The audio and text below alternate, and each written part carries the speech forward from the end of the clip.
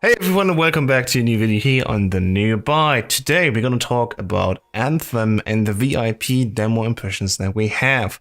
With me, as always, is Emily from the new Byte as well. Hey guys, hope everyone's doing great.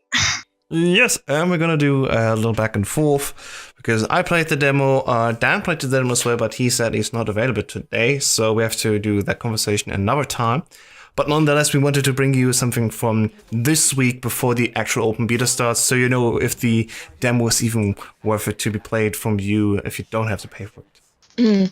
Sounds interesting. So, just one thing. What were your first impressions during the demo? Alright, so the game starts actually where you're already level 10 and something, and it's more like in the midst of the story. There's a big story in the background which is not really touched by the demo itself. It's only like 3 missions and a fortress run that you can do, and that's it. You start off talking to some like a leader type person, which you don't fully get, and he asks you to retrieve an old artifact, the manifold. And so your first impressions are like you talk to this dude for like 60 seconds or so, and then you go out actually to your actual suit, which is called a javelin, and in the demo you play like the standard one, which is called the ranger, sort of an all-around type of javelin. So you go out and actually from the very first moments you think like, this is sort of like being Iron Man, because you go into your suit, you have your flight mode and the controls of that, which I want to talk about in a different section later. It's very interesting, and you just go around, shoot the stuff, and try to find the things that you need to find. Which overall, by the 2 hours of playtime that I had so far in the demo, felt quite good. Very intriguing, and I'm looking forward to see more of the game besides the story, because the story, just like in Destiny for example, or The Division, is not that important part, but actually the gameplay, and especially the fun that you can have with friends. So, talking about flying, how does it feel like to fly around and have a suit just like Iron Man or something like that? Because I looked at previous gameplay and there's different types. Have you played these different types, or yeah, so in the VIP demo that you can play, there's only one slot, the Ranger Javelin, as I said before, and you get a second one, I think, at level 14. I only played so far in these two. I said I got to level 12, so I have to get back again, probably around the next weekend when the second phase of the demo starts, and start another type of Javelin, which is 104, I think. You also have the Storm, Colossus, or the Interceptor. So next to the Ranger, there are 3 more. And I think all of them sort of fly the same way. It's more how they feel like in combat. But initially, just flying around is very interesting because you have sort of controls which are more fitting to a game like Ace Combat 7, which was just released, where you actually have a fighter pilot and flying around in a jet. And the way this works, actually, there's a direction that your object is moving. So if it's your jet or your javelin, it's the same thing. And your cursor, which is actually leading a little bit, sort of drags the airplane around. So you can just think about it, especially with mouse and keyboard. It's very interesting because the mouse movement isn't that smooth, just like with a stick on a gamepad. So if you pull up, for example, the plane or javelin is just being dragged along this plane, so the movement feels actually much more smoother than it is. Just takes a little while to understand that there's a little delay, and once you understand, okay, you have to drag yourself along a line, for example, so you fly in the direction that you need to, it actually feels really good. In the first 10 minutes I was a little bit confused by it, but around the end of the demo, which you can see on the video feed right now, I just dropped down a very large waterfall in between 2 cliffs where it was not that much space, but I feel comfortable enough to just let myself drop down and then pull up again just shortly before hitting the water. And I think that speaks a lot for the way how to learn and how to master that flying technique works. And with even more time at hand, probably I will be feeling even more comfortable in that suit. So I guess just like Iron Man, you just need a few hours of practice flying, and then you're good to go. So I saw a lot in the gameplay. There was a lot of flying, a lot of swimming. There's a lot of shooting as well. What would you say about the actual shooter aspect? What's your opinion on that? It's quite interesting because you are like Iron Man. I think this is the most common thing to compare to, because most people know, of course, Iron Man in the movies. you have two different ways how you can engage in combat. Either you're on foot, of course, you have 2 double jumps that you can have, and also a boost which pushes you around on the floor, so you can try to evade attacks.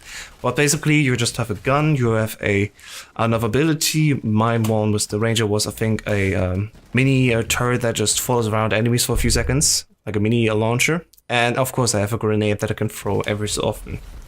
And these things can be swapped out with different equipment, which you can find as in-game loot in the world. So if you, for example, finish a mission, you fight a boss at the end, you will probably drop a different class of item. For example, the green one, which is a little bit more uncommon. And when you return back to your home, you will actually get a drop based on that item rarity. And for example, you get a new rifle that you can use in the game afterwards. So I started out with a regular assault rifle, which felt quite okay, and later on I was actually able to get myself a second one, a sniper rifle, so I have some actually scoped in abilities to shoot also from further ranges away, and of course I had the ability also to swap out my initial weapon, which I like quite a lot, because the one that I was initially playing had a very high fire rate, and especially when you're like jumping around a lot and trying to evade enemy fire, having one that's just continuously spraying around actually led to situations where I was very often without ammunition. Yeah, the different shooting types are, especially in combat, you have lots of action happening, it's very fast, you have barely time to plan much out. If you play in a group of 4, if you're just playing around, it's always the same thing basically.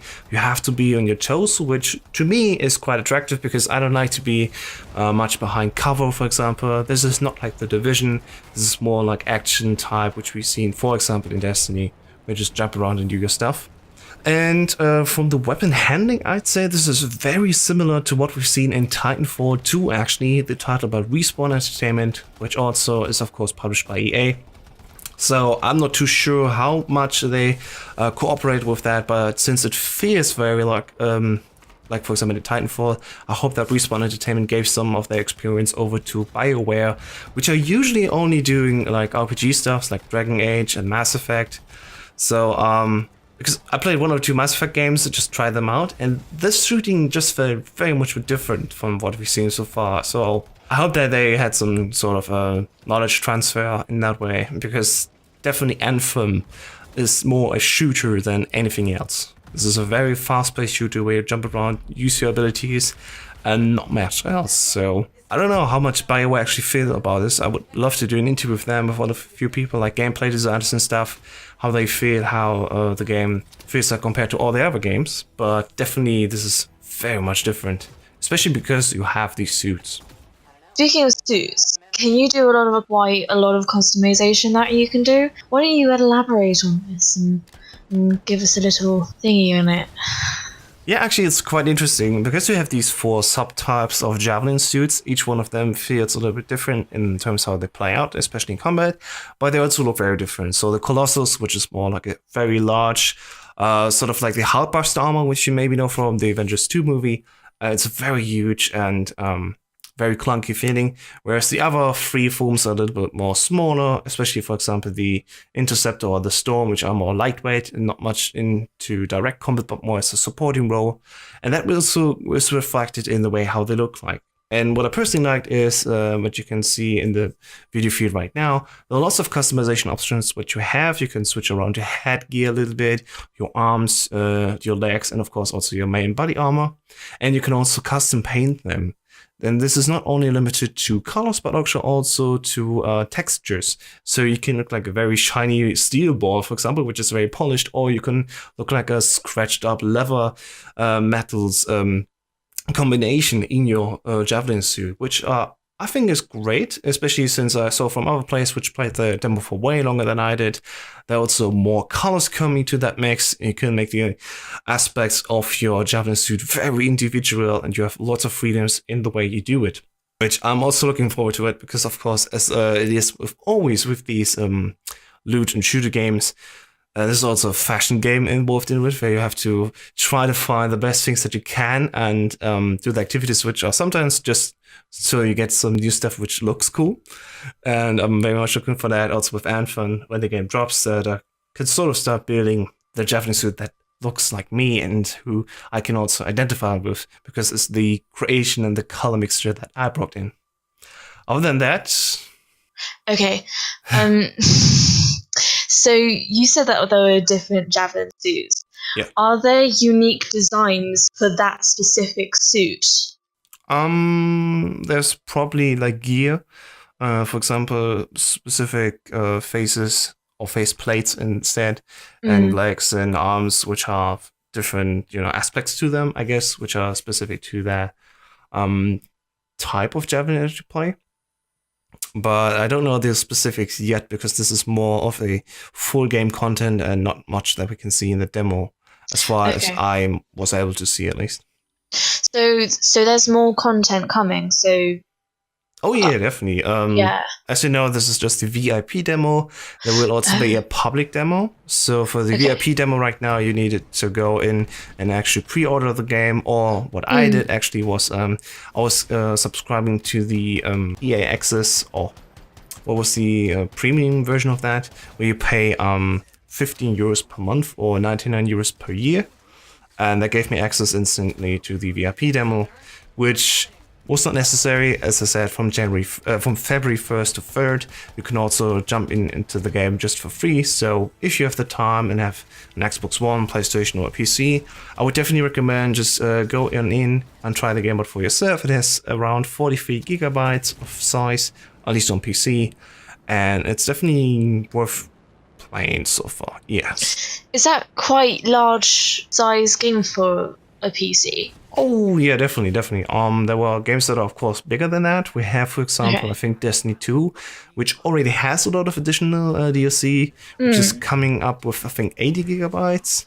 Wow. And for example, on Xbox, which I think the Halo Master Chief Collection, which has 4 games in it, and everything is also I think at around 90 to 100 gigabytes in size. So yeah, Anthem is not that big, but it's certainly big enough only in the demo. I think I'm very sure that they cut out a lot of content around it. So I'm not actually too sure why there is 43 gigabytes of download with it. But once the full game is there with all the missions and all the content and all the areas that you can have, because also the free roaming area, which I will talk in a second, is rather limited. But of course, there's much more coming to that.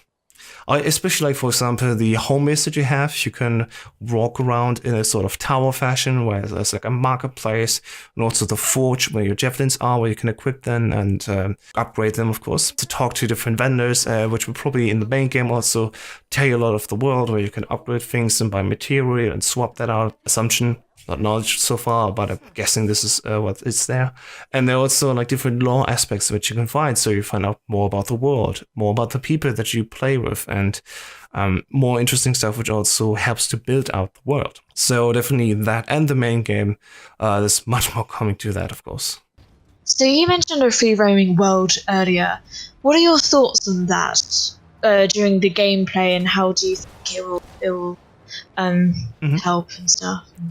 I guess there's 2 ways how I want to talk about it. First thing is how missions played out, because that was the part that I did first, and which is also a good indicator why the free roam world is actually interesting. So the missions that you play in are quite interesting. You go into the open world, which is just there. There's a very large map.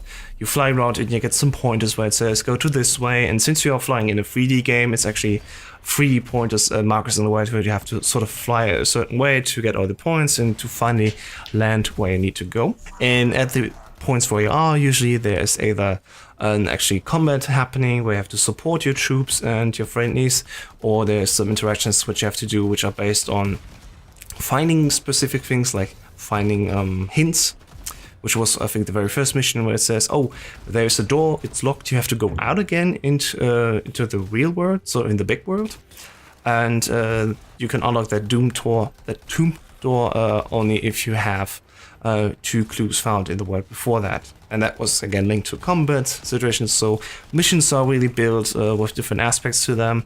Usually it's just like, okay, there's this point of interest where you have to get to, and there's lots of enemies that you have to clean up the area first from. So I'd say missions per se are not that interesting right away. But of course there are ways how to engage with the combat mechanics and everything. So it's just like, go there, shoot a thing, and then get away from it again. I hope that there's more to it later on. Of course, there's story linked to it, actually cutscenes and people that you have to talk to, which makes the aspect, of course, interesting enough. But the missions itself, from what I've seen so far, are very limited. Sometimes there are bigger enemies there, like an actual boss fight, which was quite interesting. But that, again, is also, just like in Division or Destiny, a big bullet sponge, where it just like eats a lot of your ammunition. And then after, I don't know, a few minutes or something like that, it's finally down. So then you can continue on. Not the most engaging gameplay, but who knows what the main game has to it. I don't know. So what are free world missions like? Well, yeah, the open world, of course, is very large, and you can go basically where you've been already in the missions, but there's, of course, more to that. As it seems, there are certain points of interest where you go in, for example, like a cave, or different cave systems, actually, that you can fall out into. And in the open world, you can explore these places even more. But in the open world, sometimes there's also events happening. I had one which is called something like points of the past or something like that, where there was an energy spike and I had to feed it like 8 orbs of light. I don't know the exact wordings again, it's a few hours ago already, sorry. But the basic gist is there's a point where you have to feed it with light, and in order to unlock this, there are certain waves of enemies that you have to fight against. And since it's the free roaming world, there are actually people that can just join you and seeing, oh, there's somebody fighting there, I'll just go down and support them.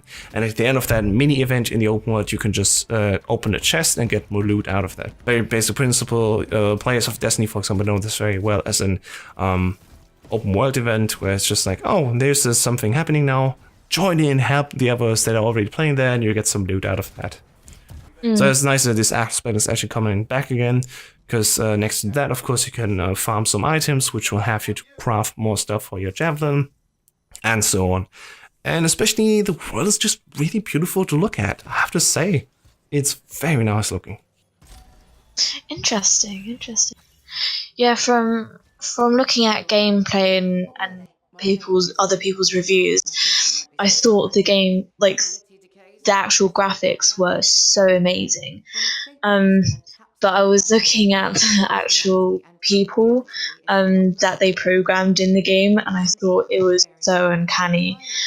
It looks way too realistic for me. So but not realistic enough then, I guess. So exactly in that hole where it's good enough, but not so good that it's not uncreepy anymore. So it's like, well, I'm getting at the fact that it is creepy. It's in the uncanny valley for me, which means that it's too realistic. It's too realistic that it's weird for me. So yeah. So yeah, that's from my side. I mean, have you been playing some of the Ubisoft titles recently, where you've seen faces from real people there? Because these also like very like. I think they tried, but this is not how a human looks like. They're very disturbing sometimes. Yeah. So, overall, do you like the game or not? I liked the demo, I guess, and I'm interested in trying the full release when it comes out. So I will not say already this is a bad game. It's absolutely not. There's some cool things into it. I don't know if it's worth paying the full price for it right at launch. Maybe you want to wait after launch a little bit and see what the end game is like, what other people say about the game. Because so far there's like a very large part of the game that's very unknown to the people out there.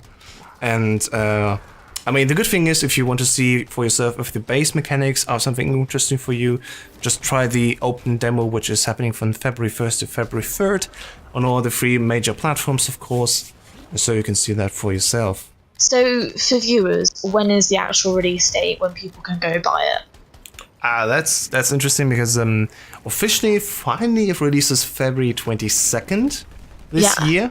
But if you have EA Access or the Origin VIP whatever program, you can get access to it on February 15th. EA Access members only get early access for 10 hours playtime, but if you pay the extra price for the premium stuff, you can actually play the full game unlimited starting February 15th. Gosh, but that's PC only. There's the console games have a whole different aspect to them, and yeah, for them I think the latest is also February 22nd. Okay.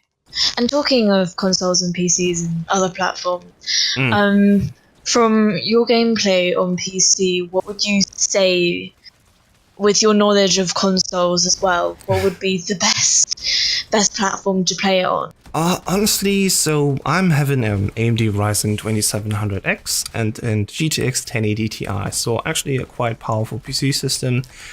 But I was having some issues with the gameplay performance, especially where I was trying the game out at 4K and the lowest settings and was getting around 50 to 60 FPS, which is not good enough for me. And at 1080p, it was very different. If I was in the very large map section, the performance was usually at high settings, around 50 to 60 FPS as well. But once we went into the more inside sections, into some cave systems, for example, where there was not much to render, performance shot up drastically. So it really depends where you're in the game, where you can play it, and I have not seen yet the performance numbers from the consoles yet. I heard different things, like for example Xbox One X optimization is having some problems with stuttering. So I will actually wait for the Digital Foundry analysis of that, which they do every time, and already was seeing John Lindemann was posting about it, and especially the Xbox version, for example. So I am not too sure. I think they solved the commands and especially the flying in 3D space with mouse and keyboard very well on PC, and I liked the performance that I was getting out of it, depending on my system. If your system is not as good, I'm not too sure if you can handle it. Again, try the open beta next weekend and see for yourself. But based on that for now, I'd say it really depends. You have to see some more videos which are not from us, sadly, because I did not have the time yet to play it on all the other systems. Maybe next weekend I will have a little bit more time, because then it's open and I don't need to pay up. So I will probably try it a little bit on Xbox One X and PlayStation 4 as well. Yeah. There's one last thing that I want to say. Since this is an always online game, we've been hearing reports a lot about people not being able to join in matches and that we're having disconnect problems. Me today on Sunday, I was having not that many problems anymore. I was just seeing very large load times, especially on PC. That's an issue where I think this is not happening. I was playing the game from SSD, but sometimes levels were just loading for 5 minutes or so. I was just sitting here looking up Twitter in the meantime and not having any issue to sort of get through the latest tweets. So yeah, it says a lot about load times with that. And yeah, hopefully that the services that we saw at the start of the VIP demo, that will hopefully go away until the public demo, and of course then also 2 weeks later for the release of the game. So be wary, there could be some issues with that, but BioWare promised, yes, there was a rocky launch, but they hope that they can fix this until launch. Let's hope for the best. Okay, interesting. Yeah. Okay, so do you have any thoughts on Anthem or anything else that you want to say about it?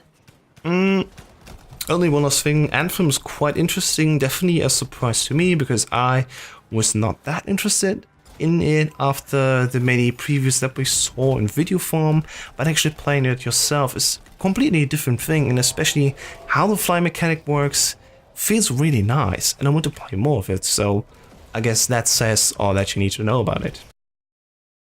Interesting. Okay, so this was a very interesting chat about Anthem. Thank you very much, House Test, for giving us the lowdown on your experience playing it this weekend. Yeah, thanks for joining me as well. Yes, thank you. It's been great interviewing you. So as this is the end, where can people find you, House Test? Well, people can find me as House Test, HAU5Test everywhere on the internet. And where can people find you? People can find me on Twitter, Discord, everywhere. But my Twitter handle is EmilyHM425, and I am King E on there. So yeah. And we are, of course, also on Twitter and Facebook, Discord, Instagram, everywhere as The New Byte. Try to find us at The New Byte everywhere. And the Discord link is very easy to find. It's under thenewbyte.com/Discord. And that's where the invite link is. Thank you very much, House Test. And thank you, Emily. This is us. This is us from The New Byte. Bye. Bye. That was nice.